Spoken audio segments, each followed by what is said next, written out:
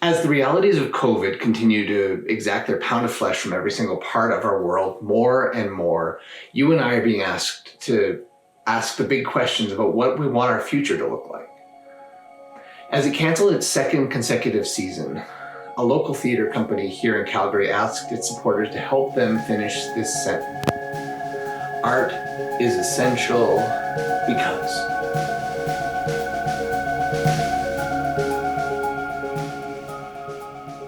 Hey everyone, welcome to The Creek. My name is Jared Miller and I'm the ministry lead here. The last decade have seen some absolutely monumental changes in every part of our life together. In 2011, the world had never seen the Avengers on screen, the iPod was still a trendy piece of technology, and Tom Brady only had 3 Super Bowl rings. A decade ago, I was living in a tiny basement apartment in Nova Scotia with my wife and tending bar while I tried to pursue a call into ministry. And a decade ago, when we thought about the secular challenge to the church, it came from critics like Richard Dawkins and Christopher Hitchens and Sam Harris. If we really bothered to look, I suspect we would start to recognize that things were changing. And even though prominent voices from within the Christian tradition had plenty of scapegoats that they got to label, the change still felt like it hadn't really arrived yet. This sense of now but not yet living is one of the defining characteristics of what it means to be the church in the world. There's always something waiting for us just on the other side of the next sunrise. That's reality.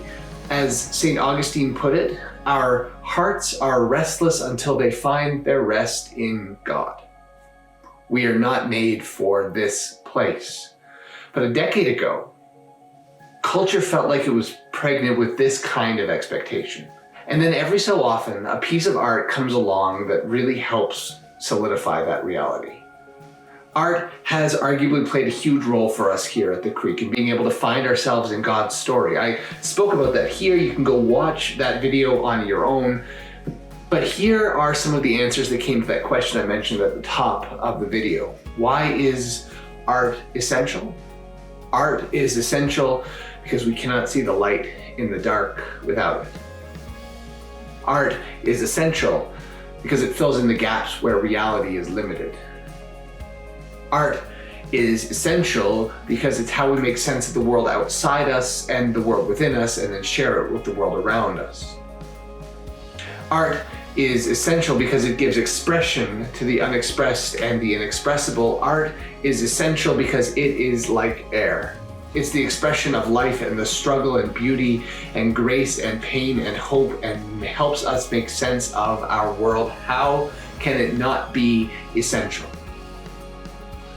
Art is essential because it gives non-artists a place to expand and dream. A decade ago, a video didn't exist that exemplified and embodied that challenge. But on January 10th, 2012, a video hit YouTube that quickly ignited a firestorm of conversation and generated thousands of responses.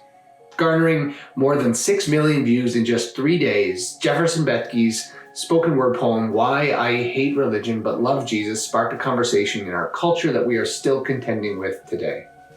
Now, if you haven't ever seen this video before, click here to go watch it. The content is excellent. I can't recommend it highly enough. And I'm not here to critique this video or even to offer an alternative frame. Those have both been done to death, and I'm by no means the right person to do that. What I want to do is place these ideas in their context and look at how we're continuing to have those discussions today, how that conversation still has legs, and then give you and your afterwards gathering a jumping off point for your next conversation. See, Bethke didn't invent the juxtaposition between Jesus and religion. In the early days of Facebook, people added religion to their profile as a Jesus follower or none, just Jesus. Contemporary Christian subcultures of the 1990s repeated the refrain of relationship over religion over and over again, but the seeds of this idea are even older.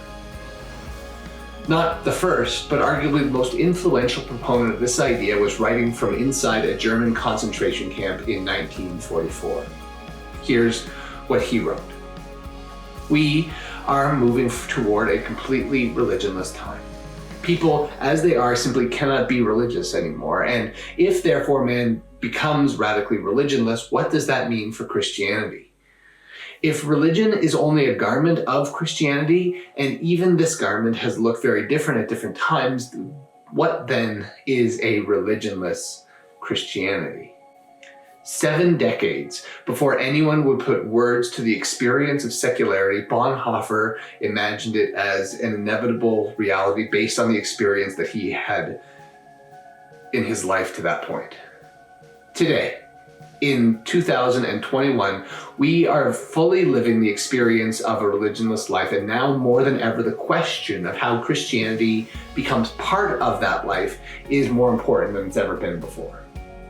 The key to understanding this connection and what it means for us today is to try and see the world through Bonhoeffer's eyes, who, having lived through most of the Second World War, Bonhoeffer made the difficult choice to go against his own pacifistic tendencies and the tendencies and traditions of German Lutheranism and participate in a conspiracy to assassinate Adolf Hitler.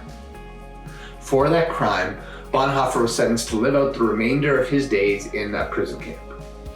Bonhoeffer was unsettled by the tolerance of an intolerable society, by men and women and children and organizations even that profess to have Christian belief, but Christians who at the end of the day chose the end of peace and stability and security over the means of hate and violence. Bonhoeffer saw religion as fundamentally something that Christianity puts on. That at first glance, we might assume it's part of it, but itself is distinct from Christianity. His is a challenge to separate the religion of Christianity from the body of Christianity, the clothing from the person. Fortunately, for us, the body of Christianity existed long before the religion of Christianity became a thing, which at least gives us a starting point to explore and examine. And more than anything else, 2 things defined the Christian experience for the pre-modern world. It was authentically Christian and it was intentionally Christian. Authenticity, intentionality. We often read a kind of homogeneity back into the past. We look at Christianity the way it is now, and we assume that to some degree it's always been that way.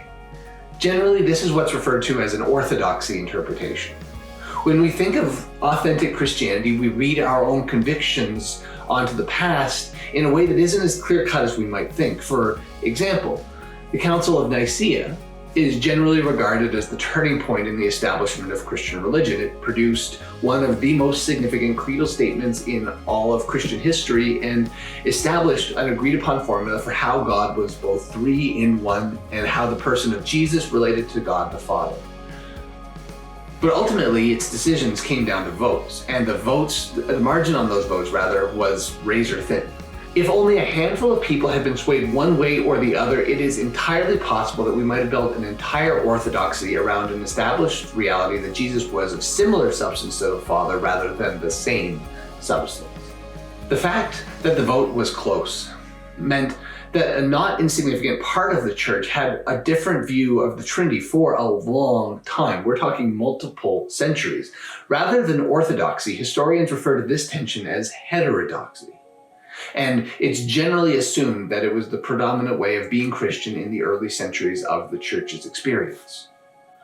Christianity has an amazing ability to recontextualize itself for almost any scenario.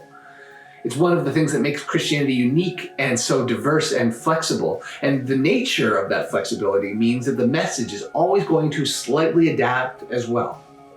Christians in Rome were different from Christians in Carthage, who were different from Celtic Christians, who were different from Jewish Christians. And because the medium is the message, that meant that Christians were different, and so too was Christianity. A return to religionless Christianity has to be a return to a heterodox or authentic Christian experience. But heterodox authenticity is not simply a full-throated embrace of meaninglessness. That's the way some critique it today, but it was always tempered by a simultaneous embrace of intention in Christian living. Intention in a Christian worldview saw something significant as truly happening. It saw that an event had taken place that transfixed the imaginations of men, women, and children, and then inspired them to start referring to themselves as little Christs, as Christians.